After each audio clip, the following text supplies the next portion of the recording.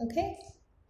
And I do want to start off first. So again, Lauren, pay attention to the chat. You guys are also welcome to interrupt me during and open up your mics or put a message in the chat, and Lauren can interrupt me if you don't feel comfortable. But I do want to start first by correcting some of the things that I said in the first one. So I believe I said that the, actually let me find something here. I believe that I said that our budget at NASA was $1 billion. I meant $21 billion, and that was actually the budget for 2019. And so in 2022, the budget is actually $22 billion, and it's set to increase by about $1 billion each year for the next 5 years. And also, I believe that I mentioned, that funding is distributed equally among the mission directorates. That was also not true. So actually about half of all funding goes to the Human Exploration and Operations Mission Directorate, so making sure astronauts stay safe and are properly trained. And then the rest is distributed somewhat unevenly among the other mission directorates. And I'm actually going to stop sharing real quick so that way I can share a link with you guys in the chat. And so because NASA is public, there is a link that I just shared in the chat to NASA's budget projections for 2022, and also contains PDFs of all previous year NASA budgets for those of you guys who are interested. Okay, let's get back to lecture. I should be sharing my screen again, is that true? Yeah. Yep. Okay, I'm gonna hop to my introduction to GeneLab. Okay, and then again, for bandwidth purposes, let me go ahead, and turn off my camera. Okay, introduction to GeneLab. So in every 10 years, the National Research Council puts out a decadal survey that's supposed to predict and anticipate what the next 10 years of research should look like. And so the last one that was released was actually in 2011. So we are due for another decadal survey this year, actually. But back in the 2011 decadal survey, it noted the paradigm shift in sequencing and sequencing costs. And so this graph here just shows the cost of sequencing per raw megabase of DNA. And so it starts in 2001. Anyone have any ideas? Feel free to unmute your mic and shout the answer at me. Why 2001 was an important year for sequencing?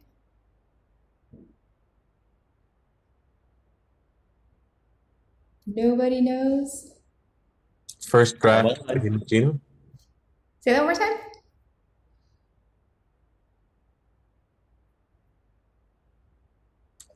First draft of the human genome. Exactly. Yeah. So the first complete draft of the human genome was released in 2001. And so we've been kind of following the cost of DNA sequencing since that time. And per Moore's law, which is usually the trajectory at which costs of technology follow, it actually turns out, as you can see from this graph here, that the cost of sequencing became cheaper a lot more quicker than what Moore's law had predicted. And in fact, we had this kind of huge dip right around here, around the 2008, 2009 area. Anyone have any idea what happened around that time that caused such a drastic drop in cost?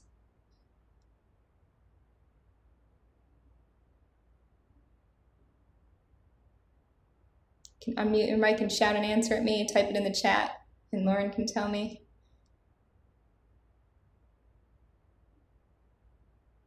No one, no guesses? Evelyn says the Great Recession. Well, the Great Recession did happen then, for sure, but that didn't really impact the cost of sequencing. Naval says NGS, and Felix says Illumina. Yes, both correct. So NGS being next generation sequencing, Illumina being the primary company that developed the next generation sequencing technology, or sequencing by synthesis, which actually sped things up quite a bit and kind of streamlined the process of sequencing from the old Sanger method, which was very costly and very difficult to do, and what was ultimately used for that initial draft of the human genome. So from there, it continued to decline further. And at the time of the last decadal survey in 2011, this is where the cost per raw megabase of DNA sequence was at. And in that decadal survey, it said genomics, transcriptomics, proteomics, and metabolomics offer an immense opportunity to understand the effects of spaceflight on biological systems, and that these techniques actually generate a considerable amount of data that can continuously be revisited and remined and reanalyzed to extract and develop new information about what could be going on in our context in this space environment. And so shortly after that decadal survey came out in 2014 is when NASA GeneLab was born. And so before we get into too much into GeneLab, just to make sure we're all on the same page, I'm going to talk a little bit about omics and what the heck omics are. So as you see on the screen here, this is a picture of course, a cell and also a nucleus of a cell. And inside that nucleus, you see chromosomes. Those of you guys who don't know, humans have 46 chromosomes, 23 from mom, 23 from dad. And it's actually pretty interesting. So inside these chromosomes is coiled up a whole bunch of DNA. And DNA, as I'm sure you guys learned from your biology classes, it comes in pairs in what's known as the double helix, as you see here. Does anyone have any idea how many base pairs are there in one cell? So how many base pairs of DNA exist in one cell, a human cell on average? Any guesses?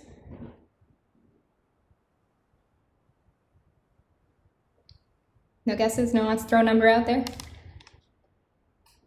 Felix says 3 billion-ish, and Leah says billions.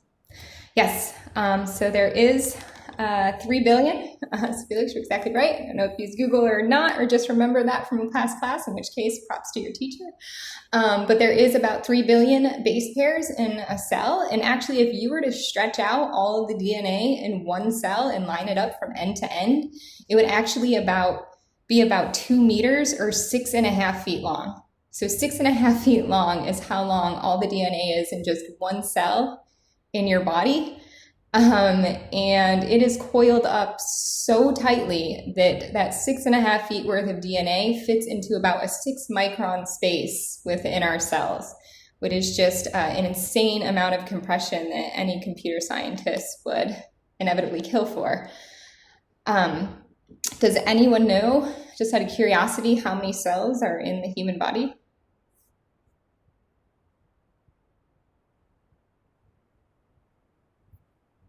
No guesses?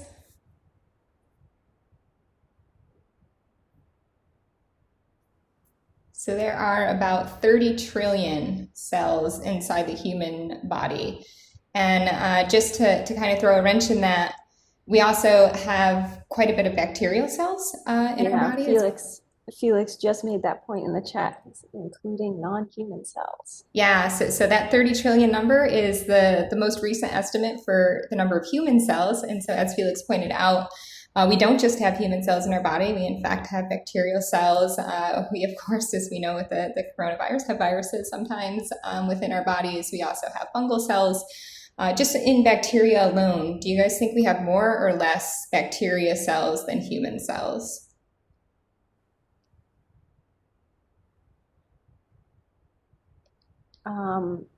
Yeah, and Hanel, correct me if I'm saying that wrong, Aowen and Alicia are saying more. Yes, that is absolutely right. So we actually have more bacteria cells than human cells, which has always been incredibly baffling to me. Like, we are literally more bacteria than we are human, which is just so crazy. I think the most recent estimates that I read were about 38 trillion bacteria cells on average in a human. And so how the molecular building blocks function inside of a cell, over here on the right is a simplified picture of the central dogma of molecular biology, which was coined in 1958 by Francis Crick.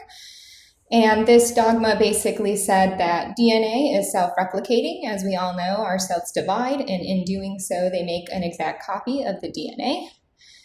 And then just out of curiosity, as you guys know, cell in your eye is going to be remarkably different than, say, a cell in your skin, which is going to also be different than, say, a cell in your liver. So do we have the same DNA in all of our cells? Yes or no? People are saying yes in the chat. Yeah, so we absolutely have the same DNA in all of our cells. So if that's the case, how do we have such different kinds of cells?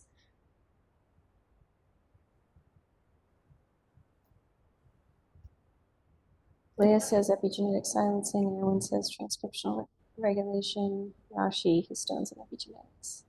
All correct answers. So yes, the reason that we have such distinct cell types is because of what parts of that DNA is actually turned on or activated. And it can be activated in a variety of different ways that you guys all just mentioned. So back in the late 1950s, what they thought, though, was DNA is self-replicating, and then DNA makes RNA, which is our transcriptome, and then RNA is a single-strand copy of DNA, which replaces a T for a U, is the distinguishing nucleotide change in DNA to RNA. And then that RNA, we have machinery equipped to actually take that RNA code and read it and translate it into proteins. And what proteins are expressed in which one of our cells essentially make up our physiology, everything that you see in us. Of course, we know that the central dogma of DNA makes RNA makes protein, and that this only works in that straight line is absolutely untrue. So in fact, it's way more complicated, as a lot of you guys just alluded to. So in addition to DNA being self-replicating and being able to control its own replication, RNA can actually play a huge role in what parts of DNA are exposed and accessible. In some organisms, RNA is actually self-replicating. The coronavirus is a perfect example of that. Of course, it needs to hijack the machinery of the host to do it. And then not only does RNA make protein, but protein can control most things. So protein can control what type of DNA is expressed by, as you guys had mentioned, adding phosphogroups or whatever the case may be to the DNA level, changing that on the what's known as the epigenetic level, as you guys referred to. And then protein can, of course, control RNA. And then RNA also can control itself through a variety of different mechanisms. So this is all just really complicated, and we are far from learning everything and every possibility in how this interaction between these three groups of molecules actually exist in nature. And so collectively, all of this stuff makes up omics. So here's just a brief breakdown of that. So anything on the DNA level is considered part of our genome, and anything that modifies DNA is considered part of the epigenome. Anything at the RNA level is considered our transcriptome, and anything that modifies directly on RNA is considered the epitranscriptome. And then all of our proteins make up the proteome, and we of course have specialized proteins that's kind of listed here, and those specialized proteins make up our metabolome. Okay, well that's great. Why is studying omics going to be important for spaceflight? Well, in here you see a little cartoon of the primary stressors of spaceflight, namely distance, confinement, hostile or closed environments, and then two that are boxed here in red because they're probably studied the most often currently, and that is differences in gravitational fields as well as exposure to radiation. So as we kind of just discussed about the different cell types, the what, the when, and the where genes are expressed allow for cell type diversity, and it also enables living organisms to respond and adapt to its surroundings. And gene expression is primarily regulated by environmental factors, both on the micro level, so just outside of a cell in a cell's environment, as well as on the macro level, so an organism's external stimuli or stressors, such as getting stung by a bee, or any of the stressors that are inherent to the space environment, as I just talked about. And what we know from what I told you previously about the life science research at NASA is that spaceflight alters the transcriptional patterns and molecular signaling networks within our cell, which in turn causes those physiological changes that I discussed earlier. And so, of course, understanding these changes on that molecular level is going to enable the development of mitigation strategies. It's going to allow us to better withstand the rigors of long-duration spaceflight. And because of that, we have NASA's GeneLab. And this is just a static image of the top part of GeneLab's website. So you guys can go to genelab.nasa.gov and learn all about GeneLab on your own. But of course, I'm going to tell you a little bit about it now. But before I get walking you through each kind of level of the GeneLab data systems, just a little bit more of an overview of GeneLab. So the GeneLab ecosystem being a community of interacting organisms or parts. The goal of the GeneLab ecosystem is to maximize knowledge by bringing experiments together. So at GeneLab, we host the omics from spaceflight or space-relevant experiments that have happened anywhere. So our goal is to be a one-stop shop for anything omics for any space-related experiment that has been conducted. And so, of course, when we're conducting research in space, similar to here on Earth, we do it looking at different types of model organisms. And this is just depicting some model organisms, displaying a range of the genetic diversity among living organisms here in the context of animals. So one cool thing is as you go to the right of these little cartoons, we see that the organisms get smaller, and one benefit to that is that we can have more of them in our experiments. The smaller amount of space that the organisms take up, the more of them we can have. And I know what you might be thinking, for those of you guys who are not biologists, is what the heck can a fruit fly or a worm tell us about the human condition? The answer is, in fact, a remarkable amount. And the truth is that the majority about what we know about human development, about our own physiology, about how our building blocks work, all came from studying these really simple organisms. So just as an example here, I have a little bit of fun facts regarding fruit flies and fruit fly research. So flies have been and continue to be used as a model for humans for innate immunity, to study the cardiovascular system, to look at oxidative stress and how we respond to oxidative stress, neurobehavior, development, genetics. I mean, the list goes on. And on the molecular level, it is just remarkable how many genes in flies and worms are actually conserved all the way up through to humans. So it works as a really nice model organism.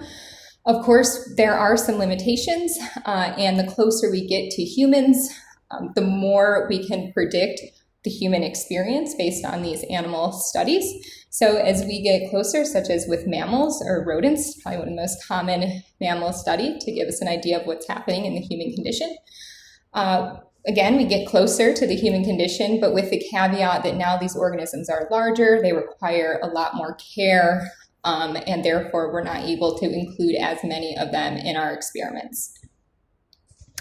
Of course, as we already touched upon, we are more microbes than we are human, which again is pretty crazy. And not only that, not only do we need the microbes within us to be functioning properly, we also know that microbes cause us to get sick and not feel well. So in addition to studying animals, it's also incredibly important to study how the space environment affects microbes. And of course, humans cannot live anywhere where plants don't exist. That is fundamentally our energy source. And so if we are going to go further and further into space, plants have to come with us, which means we have to understand how the space environment affects plants and plant physiology.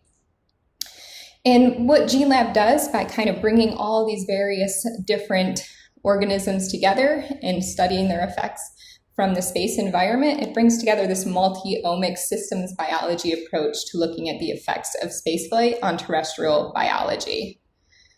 And some of the things that we can identify here is, what overall is our response to hypoxic conditions or oxidative stress? What commonalities do we see among different tissue types that we can then start to think about how to mitigate any negative impacts of the space environment? And so now that you guys kind of understand a little bit about the GeneLab ecosystem and what our goal is to do, I'm going to get into a couple different ways of how we do what we do on GeneLab. So the first thing is, of course, we have to get data. We have to get omics data. So we have 3 general avenues for how GeneLab ingests and acquires omics data.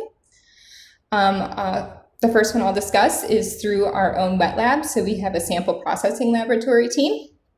And what we do is we request tissues from spaceflight experiments through NASA's Institutional Scientific Collection, or ISC. And that's really open. Actually, anyone can request tissues from organisms that have been flown in space.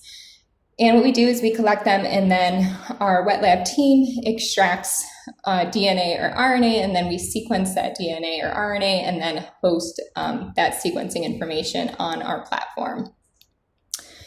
In addition to the GeneLab sample processing lab, we also have principal investigators or other scientific researchers that are doing space-relevant experiments and extracting omics data.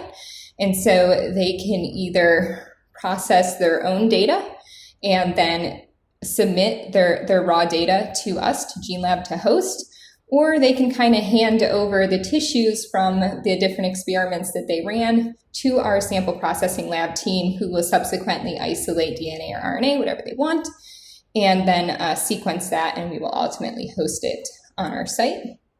And then the third way that we get data on GeneLab is through a process called federating data.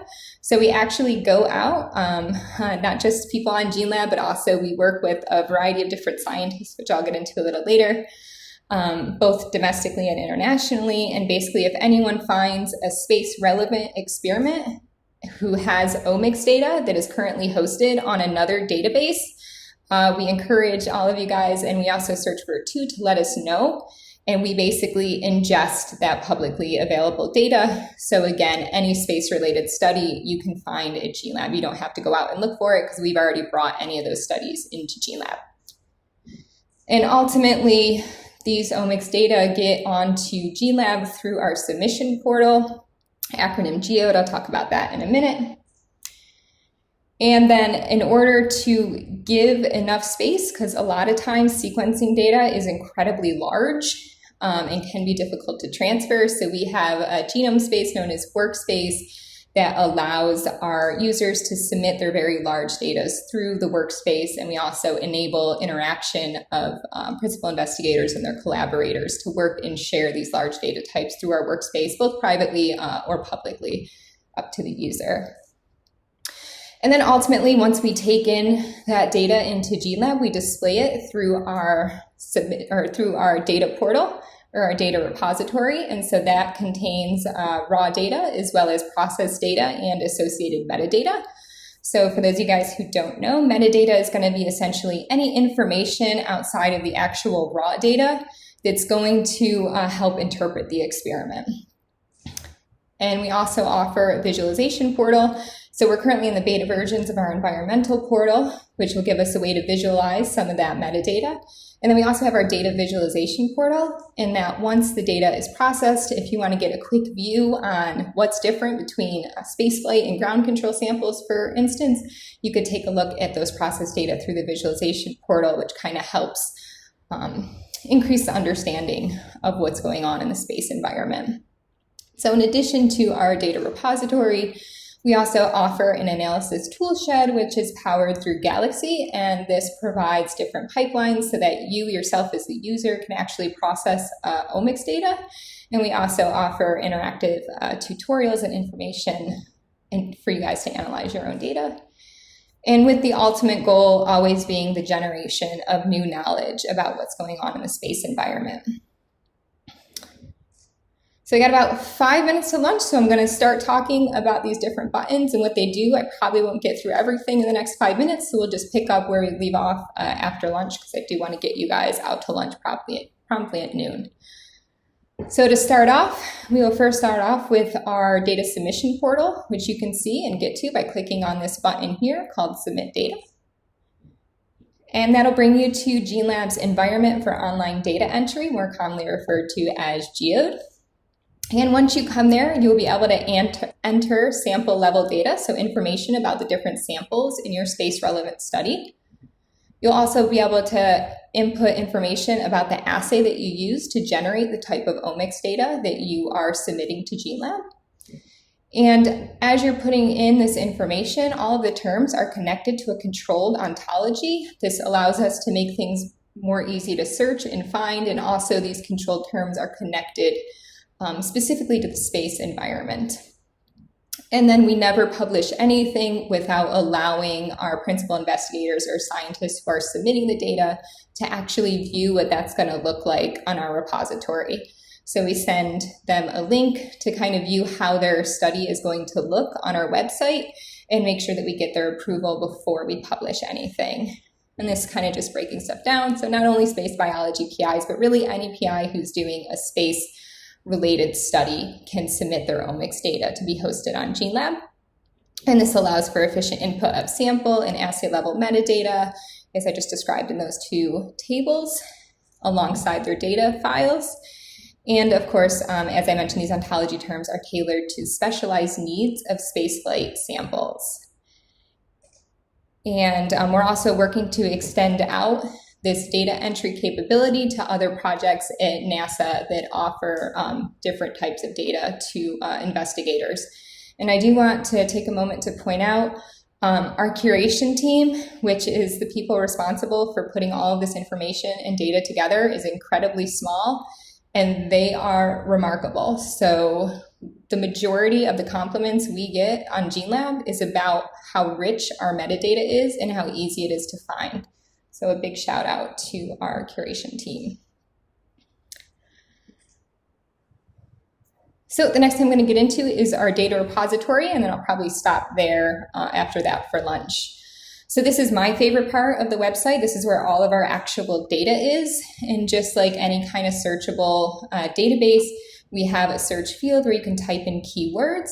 And then not only can you search on GeneLab, but even though I did mention that we pull in as much data as we can from other databases, there's data being added everywhere all the time. So to make sure that your search is comprehensive, we also directly federate studies from NIH GEO, EBI Pride, and ANL and GRAS databases. So you can actually click on any one of these or all of them, and your search terms will go and search all of the databases that you select. We also offer specific search filters, so you could search based on project types. So if you only want spaceflight studies, you could search for that. You could search for specific factors or a specific organism or even a specific assay. And then once you do that, your results of your search will kind of show up in this box here. It'll tell you how many pages and how many studies. And then once you found the study you are interested in, you can go ahead and click on the study link, and that will bring you to the study link, to the experiment page for that particular study. And it is 11:59, so I do want to be true to my word. So I'm going to go ahead and stop sharing here, and we will pick up right here after lunch. But before we, are you guys still seeing my screen? No. No, okay. So I'm gonna go ahead and stop the recording now.